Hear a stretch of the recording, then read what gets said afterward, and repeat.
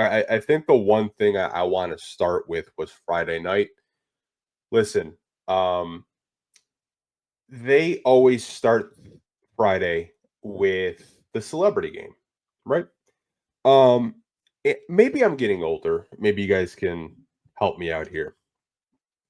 I could maybe name you 4, 5 celebrities in the celebrity all-star game. I'm getting to the point where it's like, I think it's a cool event, but I felt like in this celebrity all-star game, it was lacking celebrity star power, in my opinion. It was a game where I was watching it. Like, obviously, Tara Lowndes has played in celebrity all star games before. I feel like they were really focused on Drewski and Kai Sent. Obviously, they're going to be really focused on these, internet made celebrities. Obviously, Drewski's a really funny comedian. All the videos he posts on his social media are hilarious. I feel like Drewski just has a whole meme page dedicated to him on Twitter. He's a really funny guy. Kai Sent, if you guys aren't familiar with who he is, he's a very popular Twitch streamer and one of the most popular Twitch streamers in the world. But like, no disrespect to either of them, but they probably shouldn't have played on the court. They didn't really score too much. I feel like the cameras were way too focused on those two for the celebrity all-star game. Obviously, there were some WNBA players out there. And a mix of like celebrities that we probably never heard of, some Olympic gold medalists out there as well. But like to start off All-Star weekend, I thought just the celebrity game was really bad. Maybe next year they could do a better job of getting celebrities that more of us know, and maybe they could play a little bit of basketball where it's just not kind of basically zooming the cameras in on like Kai Sent and Drewski the entire game. But that's just my opinion. Maybe you guys have a different opinion with the celebrity all-star game. Following the event, which I was locked in, Rising Stars. It was Asar and Amen. They were on the same team. Team Mitch, I want to say, was the head coach. The start of the game was good. I think where we're probably going to have a conversation was Asar and his performance. I thought he had good moments, but I think the one thing that a lot of people took away with this game is they were going up against Team G League, basically. These were guys that um, are on two-way deals, or they're just up and coming G League stars, right? And obviously, Asar's team lost to them. Asar missed 4 free throws. They could have iced them the game because these games were played up to 40 points, but they lost to the G League roster. Um, and that's not really a good look, especially when you look at the roster that Asar was on with his brother. I mean, you had guys like Bub Carrington, Scoot Henderson, some up and coming stars. There's no way they should have got outworked by G League guys. And to miss 4 free throws consecutively is not really a good look for Asar. I'm sure he was kicking himself. After missing all 4 of those because they could have advanced and maybe they could have been playing tonight versus Shaq's OG team, which eventually, the Rising Stars lost to Shaq's OG team. Shaq and Kenny's team made the finals, but the final game of the All-Star weekend little tournament that they did. But like the Rising Stars, obviously, I was happy to see Asar. He had a really great dunk where he just floated in the air, but gonna have Asar to practice more of those free throws, so he's sinking a little bit more of them because you don't want to be doing that in games where you're missing 4. I saw people on the timeline say hack a Asar. I was just like, oh man, here we go. But yeah, that was kind of just like Friday's festivities. Obviously, celebrity game and then Rising Stars to be expected. Going into Saturday, where you have the skills challenge, 3-point contest, dunk contest. We're going to talk about the skills challenge. No, there wasn't any Detroit Pistons that played in the skills challenge, but the reason why we're going to talk about it is I want to talk about Chris Paul and Victor Wembanyama. So if you guys didn't see or didn't watch this weekend, Chris Paul and Victor Wembanyama participated in the skills challenge. They were actually the first participants in this little tournament that they have, and they decided, let's just half-ass this shit. Let's just half-ass it. So they didn't start half-assing it until they had to actually shoot a basketball where Wimby just was throwing basketball. Some of them hit glass, some of them went third row. And then Chris Paul followed suit and they completed the exercise in like 45 seconds. Now, they were getting booed. The announcers were like, what the hell are they doing? And it got to the point where someone from the NBA handed them the rules and told them, hey, you're disqualified. You can't do that. Now, obviously, a lot of people pointed at Chris Paul for the reason why they did that. But turns out this was actually Victor Wembanyama's idea.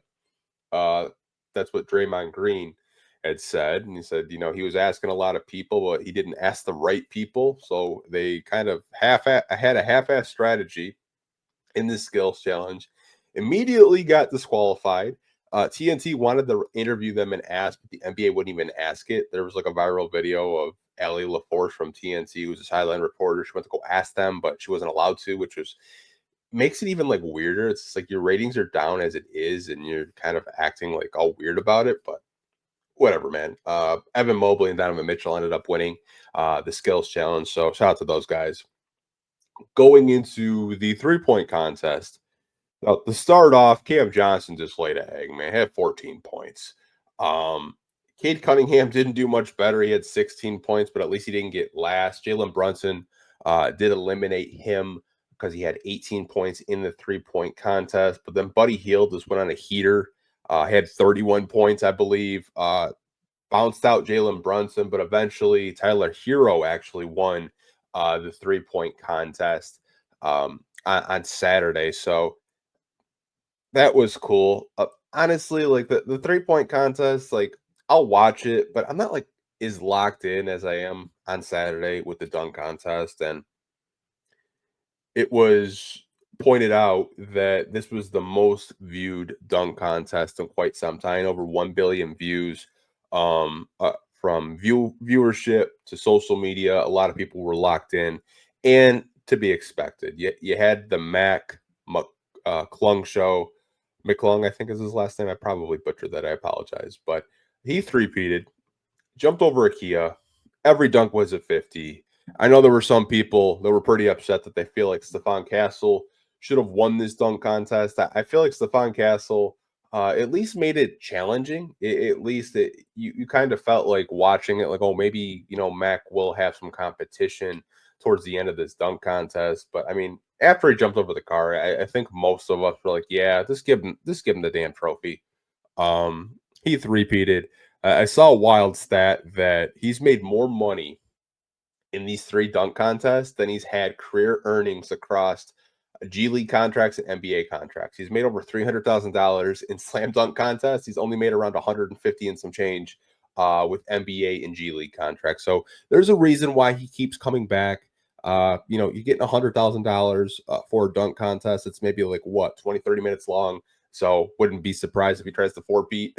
I really wouldn't. They even asked him like after the dunk contest, like how much time he had to prepare, and he's been preparing these dunks for 8 months. Like at the end of the day, he's more of a professional dunker, in my opinion, than he is an actual basketball player. That's no shot at him. He's obviously a good G League player. He tears it up in the G League, but when he gets called up to NBA rosters, it just doesn't translate at the end of the day, and that happens sometimes. You see a lot of guys in the G League that average 30 points a game get called up, and they barely average 5.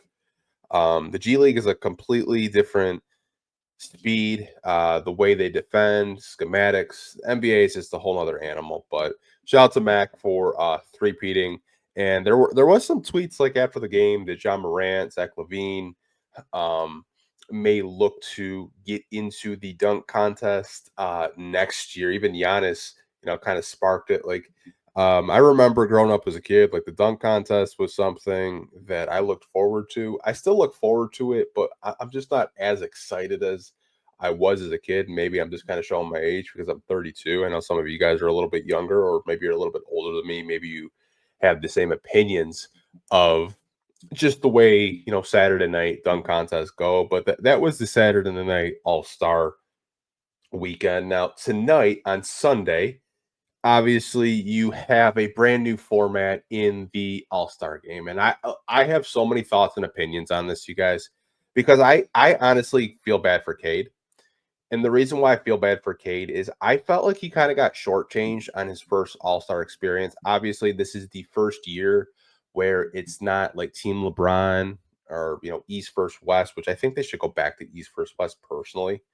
Um, but they have these teams. There were four teams. There was a Rising Star. There was Team Kenny, Team Shaq, Team Chuck. Cade so happened to be on Team Kenny, which was full of a lot of young players. Cade did not start in this game. Jalen Brunson and Jalen Williams started in this game. Cade came off the bench. And Cade was probably the most impactful player on Team Kenny. He was the only player that didn't have a negative plus minus in this game. Had 5 points, hit a three, shot 2 out of 3 from the field, and he looked good out there. He did. He had a nice little lob to Evan Mobley, crossed up Victor Wembanyama, but Victor blocked him. A couple plays later, he threw it down. Victor tried to block him. But I thought Cade, in this very short amount of time, in 5 minutes played, he did well.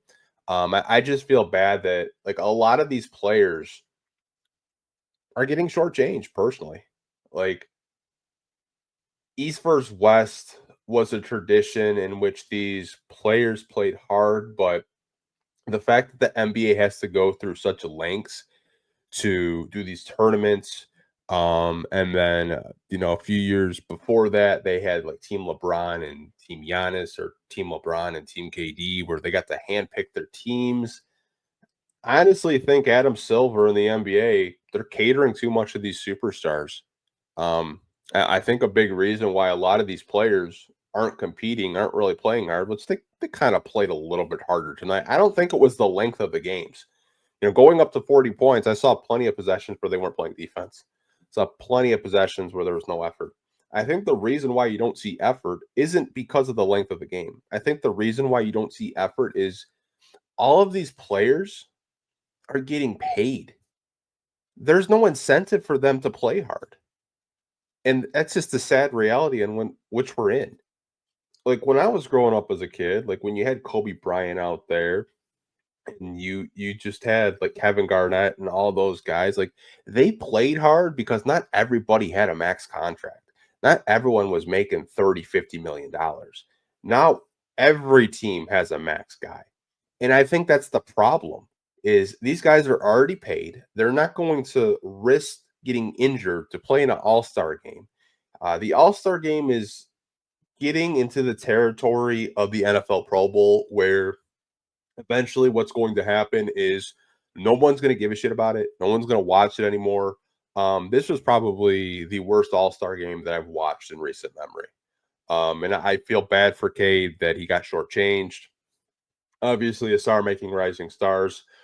Happy for him.